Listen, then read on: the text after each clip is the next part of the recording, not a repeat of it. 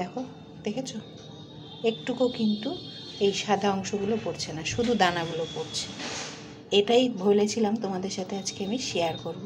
ভাবলাম বোধহয় ঘুম আসবে, না ঘুম আর আসে না আমার। এত খাটনি সব কিছু, ঘুমের রোগ আর আমার গেল না, এটা আমার সাথেই যাবে। ভাবলাম যে এখন সবজি কাটছি, তোমাদের সাথে একটু শেয়ার করি। এটা হচ্ছে গরমের দিনে খুব ভালো একটা শাক, শরীরের জন্য ভীষণ ভালো। দেখেই বুঝতে পারছো এটা কী শাক। এটা হচ্ছে কলমি শাক। কুচি কুচি করে কেটে নিচ্ছি, চলো সাথে থাকো। এটাই আজকে রান্না করব। সুপ্রভাত বন্ধুরা, তোমাদের সকলের সাথে মাঝে সাঝে এরকম ছোট্টখাট্টো একটু ব্লগ শেয়ার করছি। কারণ তোমরা যারা আমার ব্লগ দেখছো আর যারা নতুন দেখছো, সকলের উদ্দেশ্যে আরও একবার বলি, আমার বাড়িতে দুখানা পেশেন্ট, সব সামলে না আমি 10 ভুজা কেন 12 ভুজা বা 20 ভুজা হলেও পেরে উঠছি না। সময়, ওষুধ, খাবার, পথ্য, ডাক্তার, বাইরের বাজার করা, সব কিছু আমি ঠাকুর পুজো একসাথে পেরে উঠছি না। এখানে আমারই খামতি, আমি নিজেই স্বীকার করছি। তাই বন্ধুরা, মাঝে মাঝে তোমাদের সাথে আমি এরকম কথা বলতে আসবো বা ছোটোখাটো ব্লগ দেব। শুরু করে দিলাম সকালের যুদ্ধ। সুপ্রভাত বন্ধুরা, আশা করি তোমরা সকলেই ভালো আছো। তোমাদের ভালোবাসায় আমরাও ভালো আছি। আজ হচ্ছে বুধবার, আজ হচ্ছে রামনবমী। সেই জন্য সকলকে জানাই রামনবমীর অনেক অনেক শুভেচ্ছা। ভগবান সকলের মঙ্গল করুন। বাসন্তী পুজো, কালকে অন্নপূর্ণা পুজো ছিল। আমি যখন রাতের বেলা একটু ওষুধপত্রের জন্য বেরিয়েছি, ফিরছি যখন দেখছি মন্দিরে পুজো হচ্ছে। যে এই সন্ধেবেলার পর পুজো, কী ব্যাপার? তখন জানতে পারলাম যে কাল ছিল অন্নপূর্ণা পুজো। সকালে একবার মনে হয়েছিল যে কাল অষ্টমী ছিল, ভুলেই গেছিলাম। কালকে আমার বাড়িতে প্রচুর মানুষ এসেছেন, প্রচুর আনন্দ হয়েছে, খুব খুব আনন্দ হয়েছে। তারপরে সন্ধ্যেবেলায় যে কাজে বেরিয়েছিলাম সেটাও কমপ্লিট হয়নি, যে আবার আজকেও যেতে হবে। একটু সমস্যা হয়েছে এক জায়গায়, একটা দোকানের, সেটা নিয়েই বারবার যাতায়াত করতে হচ্ছে। তা যাই হোক, যেটা আসল কথা, যে আমরা সকলে ভালো আছি, সুস্থ আছি, সকলেই ভালো মতন এগিয়ে যাওয়ার চেষ্টা করছি। খুব সকলেও তোমরা ভালো থেকো, সকলের আজকের দিনটা খুব ভালো কাটুক, এই শুভকামনা জানিয়ে শুরু করছি আজকের ব্লগ। এখন অনেকটা টুকটাক বেশ কিছু কাজ আমার হয়ে গেছে, দেখলেই। রান্নাবাড়ি পুরোটা হয়নি, সকালে জলখাবারগুলো হয়ে গেছে। সকালে জলখাবার হয়ে যাওয়াতে মা ওইদিকে রামনবমীর পুজো, তো আমি বললাম একটু ফল টল কেটে ঘরেই দেওয়া হোক, যেহেতু তার বাসন্তী পুজোর ভোগ করতে উঠতে যেতে পারছি না, ঘরেই পুজো, মানে ঠাকুরের একটু মিষ্টি মুখ করানো, ফল মিষ্টি দিয়ে ঘরেই যা হয় ঘরের ঠাকুরকে দেওয়া। ভগবানকে যেখানে বসেই ডাকা যাবে সে সেখান থেকেই শুনতে পাবে, ওটাই অনেক। আমার কাছে তো আমার মনের জোর ওটাই। যাই হোক, সব কিছুই মোটামুটি ভালোই চলছে। সকলে ভালো থেকো, অনেক আশীর্বাদ করো আমাদের, আর দেখতে থাকো পুরো ব্লগ। কালকে যেমন আমি একটা জিনিস শেয়ার করেছিলাম আদা বাটা নিয়ে, সেরকমই আজকেও একটা জিনিস শেয়ার করব। পুরো ব্লগটা দেখতে থাকো, তাহলে বুঝতে পারবে কি শেয়ার করছি। আর অবশ্যই কিন্তু পুরো ব্লগটা দেখার পর, বা তুমি যতটুকু দেখছো দেখার পর একটা কমেন্ট করো, আর অবশ্যই আমার পাশে থেকো। আশা করি আজকের ব্লগটাও তোমাদের ভালো লাগে। ফিরছি কিছুক্ষণ পর। আজকে আগে চলে গিয়েছিলাম সবজি কেটে স্নান করে একটু পুজো দিয়ে নিতে। আজকে বাসন্তী পুজোর নবমী, রামনবমী, তাই। আর এখন খাবার দিচ্ছি, এর জন্য বানিয়ে নিচ্ছি। চাল, ডাল, একটু সবজি দেবো দিয়ে, আর ওটা দুপুরের চাল ভিজিয়ে রাখলাম। চাটনি আমার হয়ে গেল, কাঁচা আমের টক। আর এটা তো ভিজানো আছে, একটু লবণ জল দিয়ে কেটে নিয়েছি কুচি কুচি করে। কলমি শাক গরমের দিনে খুব সুন্দরভাবে সহজভাবে বানিয়ে নেওয়া যায়, যেটা খুব সহজপাচ্য এবং শাকের গুণাবলীও বজায় থাকে। তাই কালো জিরে, কাঁচা লঙ্কা ফোড়ন দিলাম, তারপরে শাক দিয়ে লবণ হলুদ দিয়ে দিলাম। তবে কাঁচা লঙ্কাটা কিন্তু একটু পরেই আমি তুলে ফেলবো, কারণ মেয়ে খাবে, বেশি ঝাল হয়ে গেলে বাচ্চারা খেতে পারে না, পেট জ্বলে, জিভ জ্বলে, তাই। কি হচ্ছে?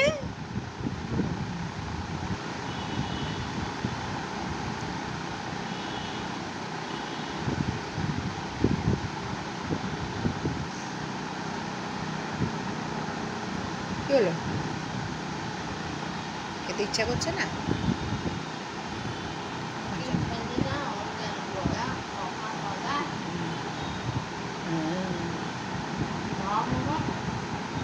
মোমো খেতে যাবো, হ্যাঁ ঠিক আছে, আচ্ছা ঠিক আছে, যাবো। বাঁচা মাছ নিলাম। এখন দুর্ভাগ্য কাকে বলে, মাছওয়ালা মাছ নিয়ে আসলো ঠিকই, বাড়ির উপর থেকেই নিলাম, মাছটাও খুবই ভালো, খুব সুন্দর শক্তপোক্ত মাছ। কিন্তু ঘটনা হলো মাছওয়ালার হাতে শিঙি মাছ কাটা দিয়ে দিয়েছে। ও এখন মাছ কোনো রকমে বেচে দিয়ে পালালো, কাটতে পারলো না। আমার এত সময়ের অভাব, আর এখনই এটা বলে না অভাগা যেথায় যায় সাগর শুকায় যায়, সেই অবস্থায় যে কাটতে শুরু করেছি সবে। তবে এই মাছ কাটতে বেশিক্ষণ লাগে না, কষ্টও না, কিন্তু সময় যেটা আমার এখন খুব অভাব। তো দুখানা পেশেন্ট, চলো সময় অভাব কী করা যাবে, কেটে ফেলি সব কটা ঝপাঝপ, তারপর রান্না। পুরো ব্লগটা দেখতে থাকো। আজকে একটা বিশেষ জিনিস তোমাদের সাথে শেয়ার করব। মাছ কাটছি আর মনে মনে ভাবছি, অনেকেই না দেখি বিভিন্ন ব্লগে বলেন যে গ্রামের মেয়েরা সব কাজ পারে, শহরের মেয়েরা সব কাজ পারে না। আসলে কিন্তু বন্ধুরা কথাটা কিছুটা সত্যি, কিছুটা হয়তো সত্যি নয়। আমি তো পুরোপুরি শহরের মেয়ে, আমার বাড়ি সদর শহরে, একদম পুরো প্রপার টাউনের ওপরে। তারপরেও কিন্তু আমি সব করতে পারি। কেন বলো তো? ঠেলার নাম বাবা জীবন। কথায় বলে না, ঠেলায় পড়লে বাঘেও ধান খায়, ঠিক তাই। যখন প্রয়োজন হবে তখন তুমি এমনিই সব কাজ শিখে যাবে। আর যখন থেকে আমার অল্প বয়সে বিয়ে হয়ে যাওয়াতে আমার সংসারের সমস্ত কাজ শাশুড়ি মা থাকা সত্ত্বেও সব আমাকে করতে হয়েছে। সেটা যারা আমার দীর্ঘদিনের ব্লগ দেখো তারা তো জানো। এখন তো ওনার বয়স হয়ে গেছে, এখন তো কোনো প্রশ্নই নেই। কিন্তু যখন আমার বিয়ে হয়েছিল তখন শ্বশুরমশাইও ছিলেন, কিন্তু তখনও আমি সব কাজ করেছি। ইভেন আমার শ্বশুরমশাইও বলতেন যে তুমি এত কিছু কি করে শিখলে। আমি বললাম ওই যে মাকে দেখেছি, মাও সব কাজ নিজে করতেন। আমাদের বাড়িতে হেল্পিং হ্যান্ড কিন্তু ছিল না। আমাদের গ্রামের বাড়িতে জমি ছিল তো, প্রচুর ধানের ক্ষেত, সেখান থেকে ধান উৎপাদন হয়ে বাড়িতে আসতো, আর অনেক জায়গা, সেইখানে ওই ধান সেদ্ধ করা, ধান মাড়াই করা, এগুলোর লোক ছিল। কিন্তু বাড়িতে আমরা যেটা আমাদের হেল্পিং হ্যান্ড বলে থাকি, ঘর মোছা, বাসন মাজা, কাপড় কাচা, এগুলোর কোনো হেল্পিং হ্যান্ড আমার মাকে আমি দেখিনি করতে কখনো। আমার মাও শ্বশুর শাশুড়ি, ননদ, দেওর, ভাসুর, এত কাকি শাশুড়ি, জেঠি শাশুড়ি সবাইকে নিয়ে একসাথে সংসার করেছে। বলে ওগুলো সব আমি আমার মায়ের কাছ থেকেই পেয়েছি। আর আমার বাবা, এই তো যখনই আমার বরের হলো, আমার বাবা তো আমার চোখের সামনে, তার যে কত ধৈর্য সে ভগবান জানে আর আমি জানি। যার স্ত্রী বিগত হয়েছে প্রায় 1 দশক, সেই মানুষের মনের জোর যদি দেখো তোমরা, সব কিছুতে আমাকে বলবে ও দেখা যাবে, ঠিক হয়ে যাবে, মনে জোর রাখ, কিছু হয়নি, সবারই হয়। ঠিক এই ধরনের কথাগুলো পরপর আমাকে বলতে থাকে, এখনও বলছে। তবে হ্যাঁ, এবার একটু ভয়ই পেয়েছে। সে চোখের সামনে যে ছোট্ট জামাইয়ের হাতে আমাকে তুলে দিয়েছিল, সেই রকম অসুস্থ হয়ে যাওয়াতে সত্যি আমার বাবা এবার একটু ঘাবড়ে গেছেন। যার জন্য আমি আর রাখলাম না। আমার বোনের বর এসেছিলো পরের দিন দেখা করতে, ওইখান থেকে সুদূর দূর থেকে 1 রাতের জার্নি করে। আমি তারপরের দিনই বোনের বর যখন চলে গেল, ওকে দেখে দেখে আমি বোনের বরের সাথে আমার বাবাকে পাঠিয়ে দিয়েছি বাড়িতে। কারণ আমি চাই না খুব অল্প বয়সে মাতৃবিয়োগ হয়েছে, আমার কারণে আমার বাবার কিছু হয়ে যাক। এক তো আমি এখানে তখন 3টে পেশেন্টকে নিয়ে পেরে উঠবো না একা, আর দ্বিতীয় কথা আমি চাই না, কেউই চায় না তার মা বাবা অসুস্থ হোক তার কারণে। তাই পাঠিয়ে দিয়েছি, জানেন, মনে জোর রেখে জোর করে পাঠিয়ে দিয়েছি। সে যেতে চায়নি, বলে না তুই একা পারবি না, আমি থাকি। কিন্তু আমি রাখিনি, আমি বলছি না তুমি চলে যাও, ওখানে বোন আছে, ওরা সবাই আছে, তোমার বাড়ির লোকেরা আছে, তোমার বন্ধু বান্ধব আছে, তুমি চলে যাও বাবা, তোমার এখানে কেউ নেই, দুটো কথা বলার, ফোন মেয়ে কথা বলা ছাড়া বাবার আর কেউ এখানে নেই, ঠিক যেমন আমার নেই। তবে একটা জিনিস, আমার এক মামাতো বোনের এখানে বিয়ে হয়েছে, ও ফ্ল্যাটে ভাড়া থাকে, না কিনেছে, ভাড়া নয় কিনেছে এখন। সেই ফ্ল্যাটের থেকে কালকে রাতে ওরা খবর পেয়ে আমার কাছে দেখা করতে এসছে। আমি তখন গেছি আবার প্রেসক্রিপশন নিয়ে 2টো ওষুধ আনতে। এত দাম ওষুধগুলোর, তো সব দোকান রাখে না, অল্প অল্প করে দেয়। সেটা আনতে এসে দেখি ও এসছে। আমি তো অবাক। তবে ও আমাকে বলছে, ছোটি তুই এরকম কেন করলি, আমাকে একটু জানালি না? আমি বললাম, বুনু আমার মাথায় ঠিক নাই, আমি কাকে কি জানাবো। আমি তো নিজেই নিজেকে জানান দিতে পারছিলাম না, কিছু ডিসিশন নিতে পারছিলাম না একা একা। তো যাই হোক, অনেক কিছু হলো, কথা হলো, ফিরে এসে বাজার থেকে ফিরে এসে দেখি ও বসে আছে বাড়িতে, ও আর ওর বর। ভালো লাগলো। অনেক মানুষ বারবার ফোন করে খোঁজ নিচ্ছেন। জীবনে আর কিচ্ছু চাওয়ার নেই, এটাই শুধু চাওয়ার যে পাশে লোক থাকবে। আমি সব সময় বিশ্বাস করি ধন নয় জন বল হচ্ছে মানুষের আসল শক্তি, সত্যিই তাই। তা চলো, সব কাটাকুটি হলো, মাছ এখন সব ধুয়ে টুয়ে রেডি করি। খুব হালকা করেই রান্না করব। আর এই মাছ মালদায় খুব ভালো পাওয়া যায়, সারা বছরই মোটামুটি এই মাছটা খুব টাটকা পাওয়া যায়। এটা তো দই, কী হয়েছে, মেখে দিব? ডাল কি ঝাল লাগলো? ঝাল লাগেনি তো? বেলিতে ব্যথা করছে, ও পটি হয়নি তো, ওই জন্য ব্যথা করছে। আচ্ছা, শাক খেতে হবে, আগে শাক, আগে শাক, আগে ডাল না, আগে শাক দিয়ে ভাত খাও, এটা খুব ভালো। ওটার মধ্যে সজনে ডাঁটা আছে। হ্যাঁ, তোমার মাছ, এটা তোমার দই, এটা তোমার